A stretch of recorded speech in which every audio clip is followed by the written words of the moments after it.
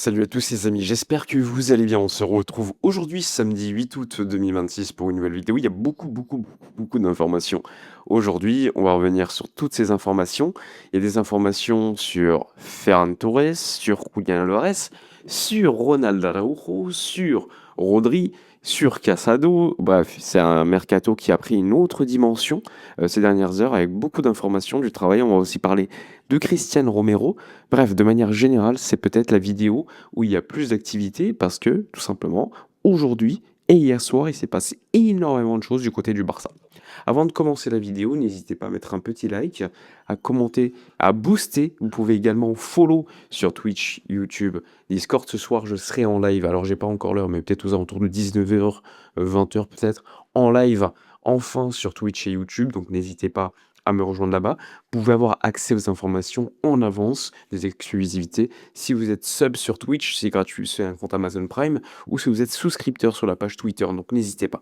Également, à noter que lors des prochains jours, pour ceux qui ont participé à la campagne, le petit sondage dans l'espace description pour aller voir un match tous ensemble au Spotify Camp Nou, assez rapidement, vous allez recevoir des mails pour avoir des tarifs préférentiels pour qu'on fasse ce voyage tous ensemble. Donc n'hésitez pas, si vous n'avez pas encore participé au sondage, vous aurez encore quelques jours. Bon, on y va, on débute pour l'actualité du Barça.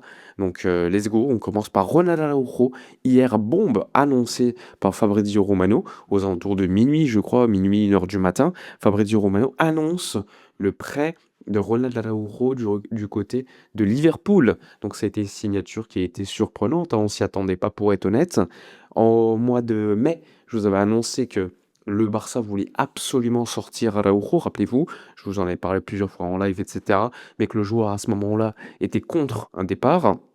Et bien, Flick, il fallait attendre qu'il discute avec le joueur. A priori, ça a été fait et il a donc convaincu le joueur en lui disant, comme à Casado d'ailleurs, tu ne joueras pas, donc si tu veux partir, c'est mieux pour toi. Et donc, Liverpool est arrivé. Liverpool a donc conclu le deal. Il s'agit d'un prêt avec option d'achat. Donc, l'option d'achat n'est pas obligatoire, hein, c'est une option, donc forcément. Mais la prise en charge du salaire sera totalement par Liverpool, ce qui est excellent pour le Barça. On économise quand même une sacrée enveloppe. Alors, il y a diverses sources qui te disent que c'est entre 13 et 15-16 millions d'euros bruts annuels que tu économises. Donc, c'est quand même assez énorme que le Barça prête un joueur qui était en baisse de vitesse, sachant qu'il a un contrat jusqu'en 2031. C'est un joueur qui peut se revaloriser totalement du côté de Liverpool, donc ça peut être plutôt pas mal, et même en première ligue, parce que c'est un profil de joueur qui, pour moi, colle beaucoup plus. Alors, c'est pas un défenseur nul, hein, faut pas dire l'inverse non plus. C'est un bon défenseur, on va dire, lorsqu'il faut défendre bas et moyen, on va dire, contrairement à lorsqu'il faut défendre haut. Là, Araujo, c'est plutôt un défenseur central correcteur, vie rapide, agressive, mais qui fait beaucoup plus d'erreurs que le contraire, et surtout qu'il y a une relance trop déficiente pour le jeu de flic. Donc c'est un bon deal pour le Barça, je pense. Maintenant, le montant de l'option d'achat, je l'ai pas. Donc on n'a pas encore, au niveau des médias, le montant de l'option d'achat de Ronald Araujo vers Liverpool. Donc on verra lorsqu'il y aura prochainement des informations en ce sens. Mais en tout cas, ouais, c'est une excellente nouvelle, hein. Le Barça perd un défenseur central et ça ouvre peut-être la porte à une nouvelle recrue en défense, puisque c'était ce qu'il fallait, hein. On en parlait beaucoup. Et s'il faut recruter en défense, il faut un départ au préalable. Et a priori, Flick, lui, veut un défenseur central gaucher. Deco, lui a proposé ces dernières heures, une nouvelle fois, Christian Romero. Alors, l'information que je peux vous donner, c'est que hier, il y a eu une réunion entre Romero, enfin l'agent de Romero et Deco, réunion en distanciel, où ils ont parlé du cas Araujo qui allait partir. On sait que Romero est assez avancé du côté de l'Atlético de Madrid. Et donc, l'heure aujourd'hui, normalement, une réunion devrait avoir lieu entre Flick et Deco. Et si la décision est d'attaquer le transfert, on sait que la priorité de Romero entre l'Atlético et le Barça, c'est le Barça. Si le Barça attaque le transfert, l'opération pourrait se faire. Maintenant, il faudra voir la décision prise conjointement par Deco et par Flick, parce que Flick, à la base, il priorise quand même un gaucher, alors que Deco, lui, kiffe Cristiano Romero. Donc, à voir. On verra lors des prochaines heures ce qui va se passer concernant l'Argentin. Mais ouais, on parle de 40 millions d'euros de transfert et un salaire attendu de 6 millions d'euros net, donc 12 bruts environ pour l'Argentin. Du côté de l'Atlético, ils sont disposés à payer ça. Du côté de l'Inter, ils sont disposés de payer ce montant à Tottenham, mais encore une fois, le problème, c'est qu'ils n'ont pas trouvé d'accord avec Romero. L'Atlético a déjà un accord avec Romero, mais il n'y a pas encore l'accord avec Tottenham. Mais surtout, ils attendent de générer du fair play via les départs, notamment de Ruggieri ou encore de Molina. Donc ça aussi, ça va être une question de timing et de voir si le Barça attaquera le transfert de Cristiano Romero ou pas. Il y a aussi Ferran Torres qu'on va évoquer, puisque ces dernières heures-là, Marca explique que le joueur a décidé de partir du côté du Paris Saint-Germain, donc que les négociations ont débuté, hein. Luis Araujo explique notamment que normalement le montant devrait avoisiner les 50 millions d'euros, que les négociations ont déjà débuté. Bon, on verra. Encore une fois, on verra. Mais a priori, oui, Ferran Torres, comme vous le savez, le FC Barcelone doit, à mon avis, d'abord le remplacer avant de le vendre. Mais on parle quand même d'une somme de 50 millions d'euros pour un joueur à qui il reste seulement une année de contrat. Et donc, c'est plutôt bénéf pour le FC Barcelone si le joueur part à ce montant-là. Mais encore une fois, il va falloir patienter quelques jours, je pense. La priorité du PSG, c'est quand même de libérer Ferran Torres de ce contrat avec le Barça avant le 12 août. Donc à voir si l'objectif sera rempli ou pas. En tout cas, les négociations, a priori, selon Marca, je le rappelle, auraient débuté. Moi, on m'avait dit qu'elles avaient déjà débuté il y a 2 jours. Donc à voir maintenant l'état des négociations. Mais en tout cas, ces dernières heures, on ne peut que dire que Deco bah, a beaucoup de travail, hein, parce que là, entre les opérations arrivées, départ à gérer, il y a du taf. Sachant que, vous l'avez probablement vu, comme ce soir, il y a, je crois, un match contre Udinese et Nottingham. On joue 45 minutes contre chacun des adversaires, direction l'Italie pour le FC Barcelone. Eh bien, pas de Casado et de Rooney Bardghji du voyage. Donc, a priori, Rooney, le Barça veut soit le prêter, soit le vendre avec une option de rachat ou un pourcentage à la revente. Et Marc Casado, a priori, donc il fait pas partie du voyage, ça c'est sûr, c'est confirmé. Et a priori, Al Hilal est très proche d'un accord avec le joueur. Et maintenant, Al Hilal doit trouver un accord avec le Barça. Je vous en avais parlé hier pour ceux qui étaient présents en vidéo. Je vous avais dit que ce qui manquait, c'était l'accord avec le Barça qui attendait beaucoup d'argent et que Al Hilal avait fait une offre au rabais. Je crois que je vous avais dit 20 millions d'euros. Donc maintenant, à voir, les négociations vont avancer. Comme pour Joao Cancelo, qui, je le rappelle, a repris l'entraînement avec Al Hilal hier.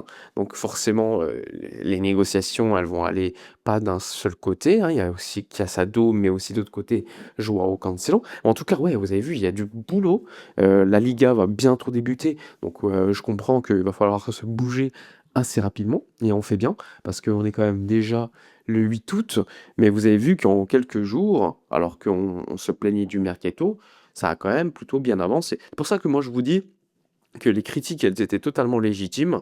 Moi je vous avais dit, en juin, le mercato, il vient à peine de débuter tranquille, ce qui était normal. Puis, début août, je vous disais, putain, mais là, c'est pas possible, hein. Le mercato, il est quand même sacrément avancé, et on a toujours quasiment rien fait. Donc la critique, à ce moment-là, était légitime. Maintenant, à ce moment-là, 8 août, entre les opérations de départ qui sont gérées en ce moment et arrivées, on peut nier que le mercato a pris une meilleure dimension, et critiquer ce qui s'était pas fait il y a quelques jours, quelques semaines, était tout aussi légitime il y a encore à ce moment-là. Donc ça ne veut pas dire qu'on revient et on change d'avis, on va dire de manière illégitime. Non, on change d'avis de manière légitime, tout simplement. Il y a aussi le dossier Rodri. Comme vous le savez que le Barça veut conclure assez rapidement, le Barça veut le conclure avant le 12 août, parce que le joueur veut commencer la pré-saison. Alors comme vous le savez, il a fait une petite opération à l'épaule, mais également au dos. Donc le Barça a soumis même une seconde offre améliorée par rapport à la première offre qui avait été refusée par Manchester City. La première offre, c'était 45 millions d'euros plus des bonus. Là, on parle d'une offre qui va être améliorée. Alors, on ne sait pas le montant de cette offre améliorée. Moi, je la connais pas. J'en ai parlé hier pour ceux qui me suivent sur le canal Discord via Subtwitch, mais également sur le Twitter Sub pour ceux qui le sont. Le Barça a déjà une conviction absolue que Rodri sera joueur du Barça parce qu'il y a un accord avec le joueur, parce que Manchester City ne veut pas bloquer le joueur. Il faut le savoir, Manchester City travaille sur Enzo Fernandez, mais également Boadi pour remplacer numériquement Rodri. Donc tout est en place en fait que l'opération se fasse. Maintenant, il va falloir être assez malin en affaires pour diminuer, on va dire, l'enveloppe de dépenses pour le joueur espagnol. Mais en tout cas, oui, là, il est en attente. Je crois qu'il est à Ibiza ou à Formentera en Espagne, en attente que le deal se conclue. Mais ouais, le Barça va donc, a priori, et comme je vous le disais hier en vidéo, récupérer Rodri, ce qui va quand même permettre de renforcer le milieu de terrain, parce que je vous l'ai dit, il y a la blessure de De Jong, et je vous avais expliqué que la blessure de De Jong ne changeait pas le fait que le Barça veuille vendre Casado. Et là, Casado ne fait pas partie du voyage du côté de l'Italie, et il va être a priori vendu lors des prochains jours. Donc voilà, tout est en train de coller par rapport à ce qu'on vous disait et par rapport au plan mercato du Barça. Maintenant, le gros problème, c'est Julián Alvarez. Pourquoi? Aujourd'hui, enfin même ce matin, Cholo Simeone s'est exprimé devant les médias. Il a été interrogé en conférence de presse par rapport au dossier du numéro 9.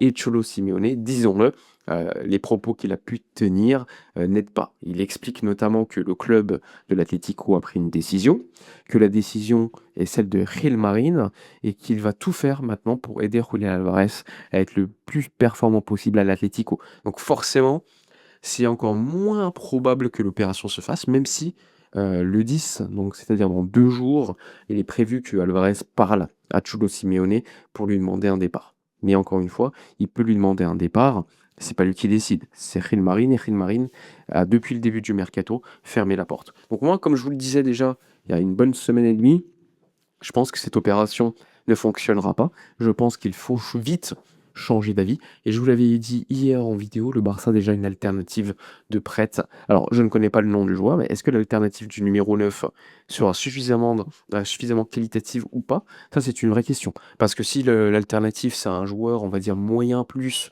bah, c'est pas top, quoi. Nous, on a besoin d'un top player. On attend de voir un petit peu ce qui va se passer sur le marché des numéros 9. Je me disais que l'Atlético, ils auraient pu vendre Alvarez en allant sur le dossier Osimhen et en prenant notamment Vlahovic pour remplacer Sorloth. Ça, c'était quelque chose de possible parce que Osimhen, il y a des intermédiaires qui constamment le proposent à l'Atlético, il faut le savoir, mais pour l'instant, l'Atlético n'a pas décidé d'aller sur le dossier. Mais je me disais, mais pour eux, c'est plus intéressant de faire Vlahovic plus Osimhen et vendre Alvarez. Et pour l'instant, c'est pas la décision qui a été prise pour l'instant en tout cas, mais bon, à voir. Mais moi, je pense que ce dossier, faut vite l'abandonner. On perd beaucoup plus de temps qu'autre chose à essayer de trouver une solution. Et pour l'instant, la solution n'est pas trouvée et on perd peut-être même des alternatives. Donc pour moi, ouais, il faut passer à autre chose tout simplement. Il y a aussi, comme je vous le disais, normalement, concernant Araujo, plus de détails, le voyage qu'il a direction donc Liverpool, ça sera demain. Il va voyager demain à Liverpool. Aujourd'hui, ce matin, il était à la Ciutat Esportiva pour récupérer ses affaires. Donc oui, le deal va se le faire, il n'y a pas de problème à ce niveau-là. C'est quand même une sacrée bombe, mais bon, franchement, ça, c'est des bombes qui font plaisir, hein. Tu te débarrasses sur le même mercato de Ter Stegen, mais également donc de Ronald Araujo, même si tu payes le salaire de Ter Stegen dans la grande majorité, le plus important pour moi, c'était de ne plus l'avoir dans l'effectif. Et d'autre côté, Araujo, bah, il peut se valoriser et t'économiser une grosse masse salariale. Alors, on m'a posé la question sur les réseaux, j'ai vu hein, comment ça marche au niveau du fair play financier. Bah, c'est tout simple, hein. Araujo, comme il avait, on va dire, allez, 50 millions d'euros de masse salariale, 50 millions d'euros, 15 millions d'euros environ de masse salariale, eh bien, tu crées 15 millions d'euros de fair play puisque le salaire complet de Araujo est géré par Liverpool. Alors, petite information supplémentaire, c'est que selon Fernando Polo sur Araujo, l'option d'achat est de 55 millions d'euros, ce qui est quand même assez élevé.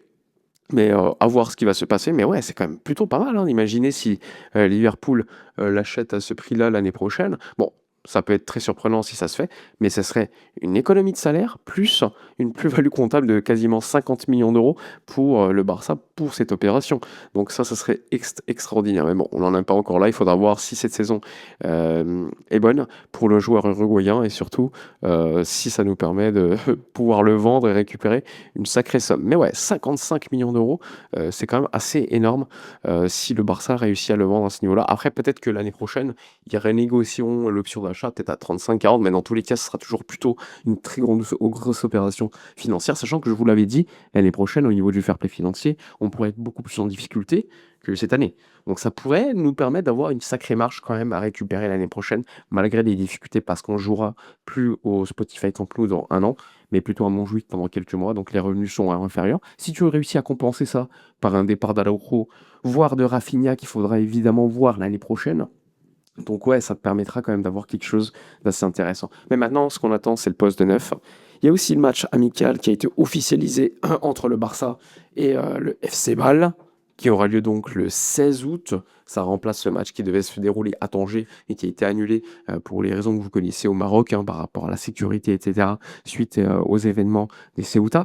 Donc FC Bâle, match historique pour le Barça, puisque je vous l'avais dit hier, Hans Gamper était quand même fan du FC Bâle, il a créé le FC Barcelone. Donc ouais, il y a une petite dimension historique aussi à avoir. Voilà, pour les informations, n'hésitez pas à remplir le petit sondage dans l'espace description si vous voulez tous participer à un petit voyage pour aller voir le match du Barça lors des prochains mois. Ça arrive très rapidement, la prévente, donc soyez présents. Il y a également la souscription, boostez la vidéo, partagez, abonnez-vous. On se retrouve ce soir en live pour plus d'informations. Passez une bonne journée et moi je vous dis à la prochaine. Ciao.